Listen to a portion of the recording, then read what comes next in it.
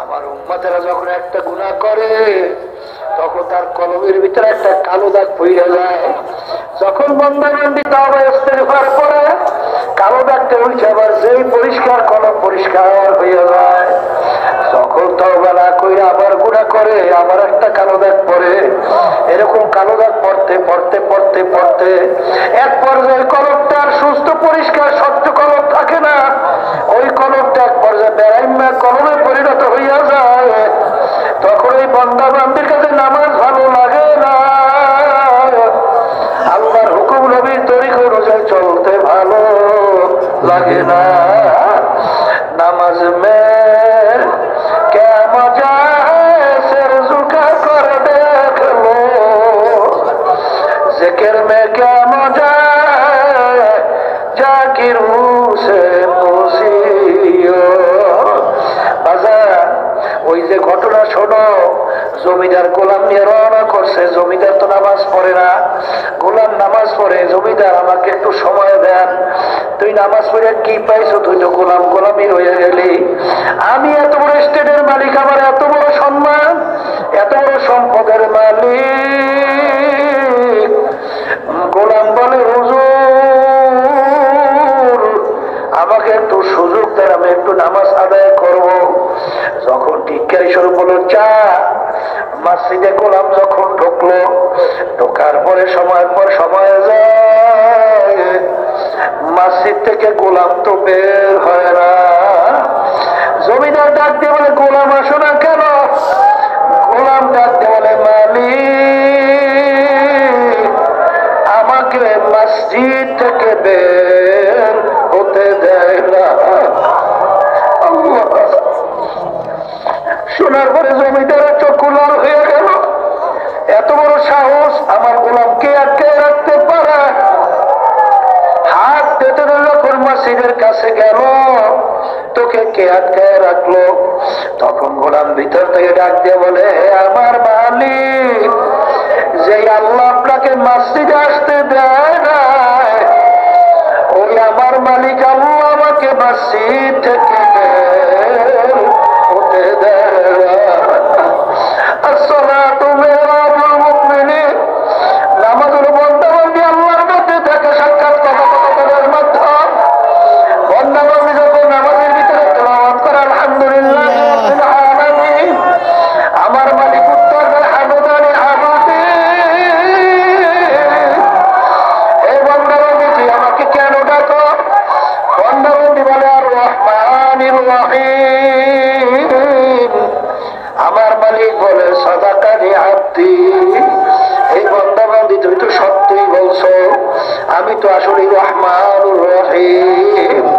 এই জন্য আমার বাজানদেরকে বলবো, পর্দারে মাহবুবদেরকে বলবো, বাজান মেশকার শরীফের ভিতরে আসছে আল্লাহ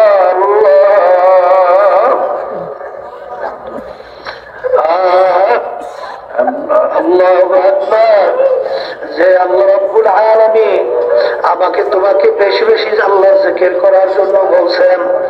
বাজান আল্লাহর ওলিরা বেশি বেশি আল্লাহর জিকির করছেন, এমন কোন আল্লাহর ওলির ইতিহাস দুনিয়াতে দেখা যায় না যারা বেশি বেশি আল্লাহর জিকির করে নাই।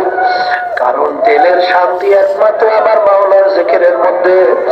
আলা বিযিকরিল্লাহি তাতমাইন্নুল কুলুব। হে বান্দা-বান্দী তোদের অন্তরে শান্তি তালাশ করো। বেশি বেশি টাকা পয়সা কামাইয়ের মধ্যে, সুন্দর বিল্ডিং তৈরি করার মধ্যে, সুন্দর গাড়ি কেনার মধ্যে, মেম্বার চেয়ারম্যান এমপি মিনিস্টার হওয়ার মধ্যে, আরে মাতুব্বার সরদার চেয়ারম্যান সভাপতি সেক্রেটারি হওয়ার মধ্যে। কিন্তু বান্দা-বান্দী না না, আমি অন্য কোন জিনিসের ভিতরে তোদের অন্তরে শান্তি রাখি নাই। তোদের অন্তরে শান্তি একমাত্র আমার জিকিরের মধ্যে। আলা বিযিকরিল্লাহি তাতমাইন্নুল কুলুব। এই জন্য আমার বাজানদেরকে বলবো, কিয়ামতের ময়দানে আমার মালিক ডাকবেন, হে জ্ঞানীরা তোমরা আসো, হে জ্ঞানীরা তোমরা আসো আসো। জ্ঞানী কারা? যারা পীর, যারা আলেম, যারা মুফতি, যারা চেয়ারম্যান, যারা মেম্বার, যারা বড় অফিসার, যারা বড় ধনী, বাজার যারা সুন্দরী না না। আল্লাহ রাব্বুল আলামিন বলেন, আল্লাহ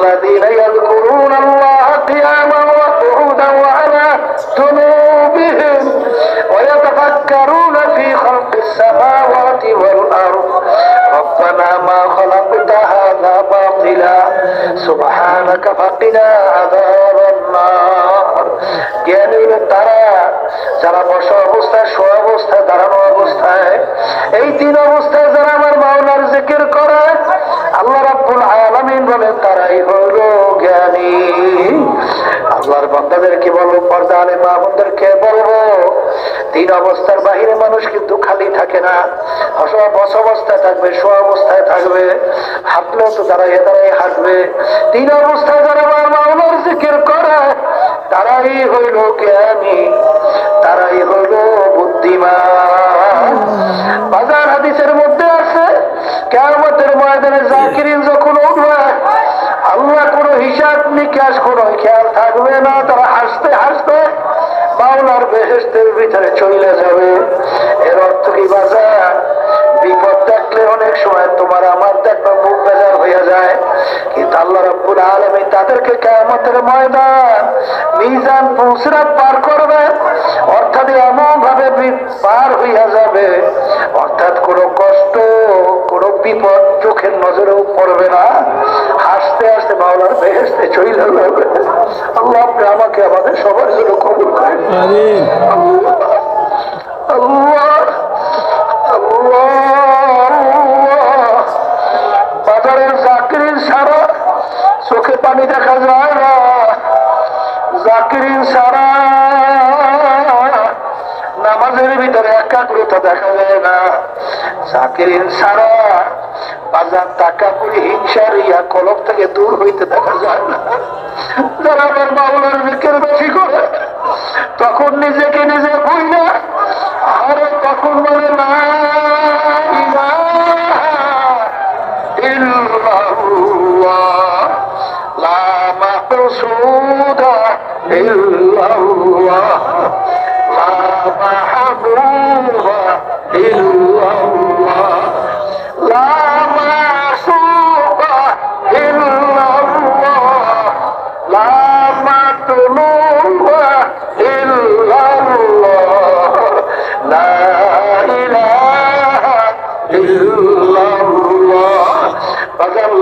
যখন মাথা ডান দিকে ঘুরাও তখন লাল তরবারি নিয়ে কাটতে থাকো গায়রুল্লাহকে।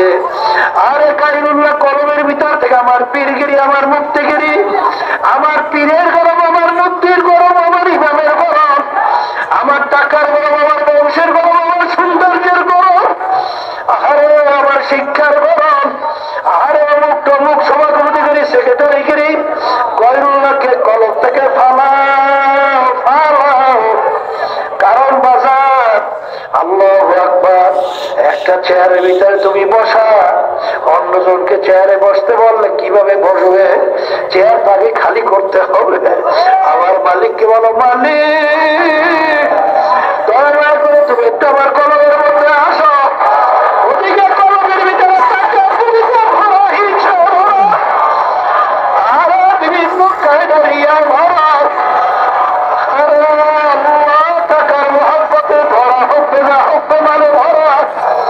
আর এই অবস্থায় যদি বলো মালিক আসো আসো, মালিক তো আসবে তো দূরের কথা, দেখো তোর কলম তো টাকা পড়েতে ভরিলে রাখছো, কিভাবে তুই আমাকে আসতে বলো? যখন নাকি লাভ হইলা ডানে পাতা ঘুরো, তখন খেয়াল করো না আমার পীরগিরি নেই, আমার মুক্তিগিরি নেই, আমার মুহাদ্দিসগিরি নেই, আমার টাকার গরম নেই, আমার বংশের গরম নেই, আমার শিক্ষার গরম নাই, আমার চেয়ারম্যানগিরি নেই, মিনিস্টারগিরি নেই, এমপিগিরি নেই, নাই নাই নাই নাই নাই। আল্লাহ বাদা কেহ মাবুদ নাই, আর তামান্না দেশের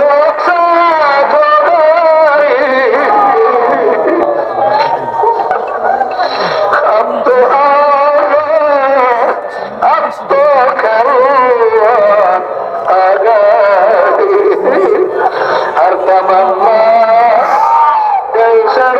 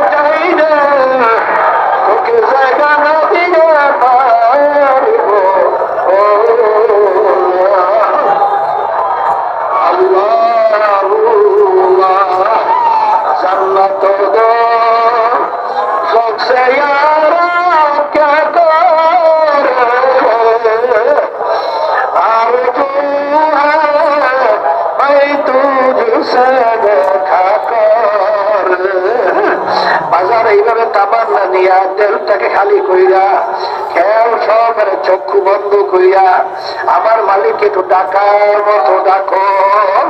যদি ডাকার মতো ডাক দিতে পারো আমার মালিক তোমাকে সন্তানের হাত সমর্থ করবে না, জাহান্নামে ফেলবে না। আমার মালিকটা কুদরতি কুলের ভিতরে চাইবে জায়গা না দিয়ে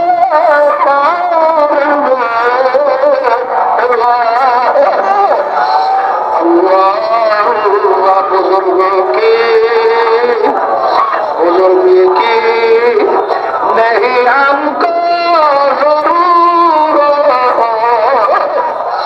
दूल्हा पतला बना ले खुदाया ला इलाहा इल्लल्लाह ला इलाहा इल्लल्लाह ला इलाहा इल्लल्लाह ला इलाहा